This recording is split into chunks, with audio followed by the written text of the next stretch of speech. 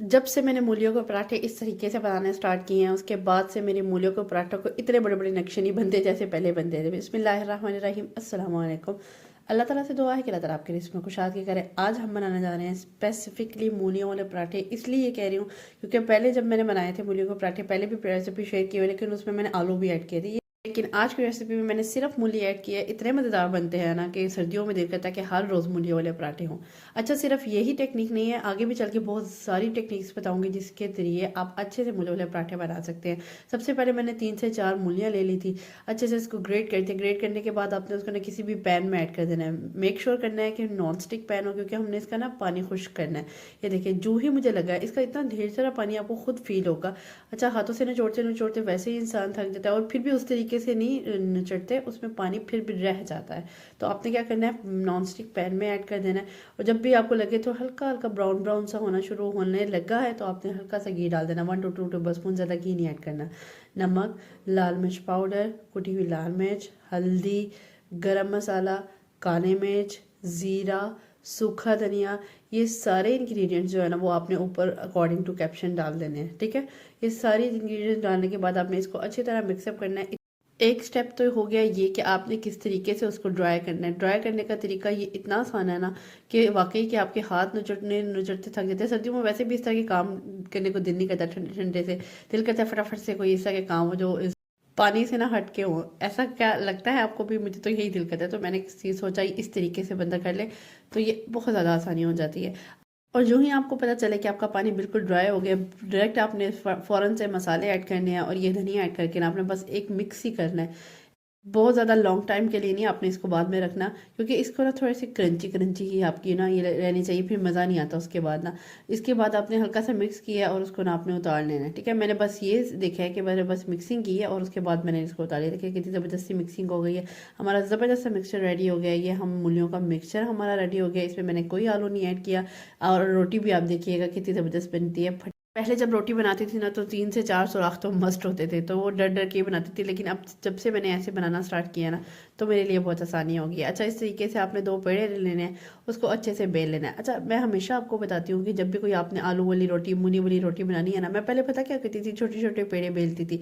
लेकिन आपने पता क्या करना है, पेड़ा जो है ना वो थोड़ा सा, पेड़ा नहीं, रोटी थोड़ी बड़ी बेलनी है। अच्छा, हो तो वही गया, बेलना तो पेड़ी को है और रोटी बड़ी बनानी है, सिंपल इज डैट। ठीक है, आपने रोटी बड़ी बनानी है और उस पर मिक्सचर रखना है। स्टार्टिंग में तो थोड़ा सा ना छोटी रखती थी ना रोटी, तो वो ना इस पे भी ना आपकी रोटी फट सकती है। मतलब कोई हल्का सा, अगर कोई भी आप रोटी बना रहे हैं, जैसे कोई गोभी की रोटी बना रहे हैं, आलू की रोटी बना रहे हैं।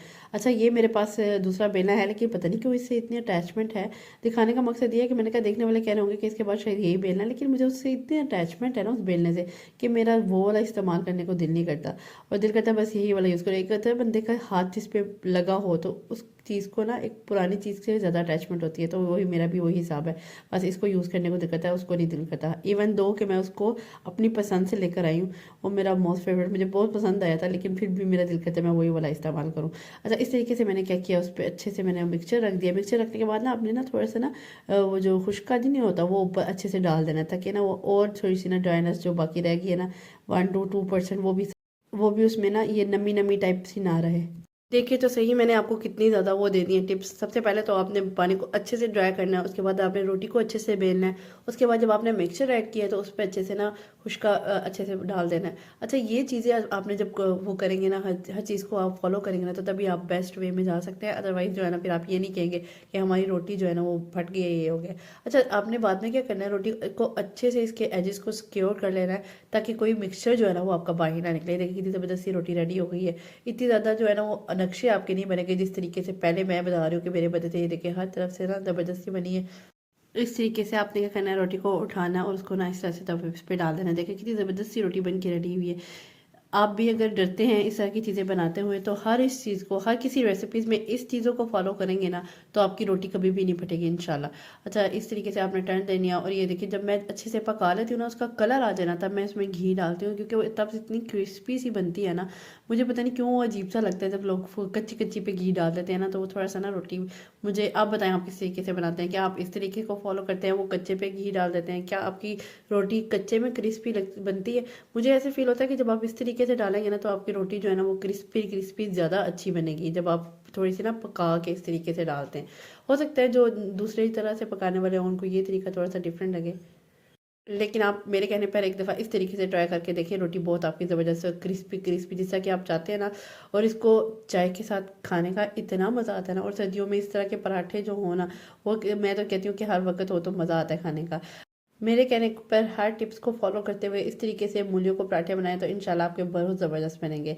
आज की रेसिपी मेरी कंप्लीट है, उम्मीद करती हूँ कि आज की रेसिपी आपको मेरी पसंद आई होगी। अगर आज की रेसिपी आपको मेरी पसंद आई है तो do follow me and subscribe to my channel. Next इंशाल्लाह कोई से मज़ेदार वीडियो लेकर हाजिर होंगी।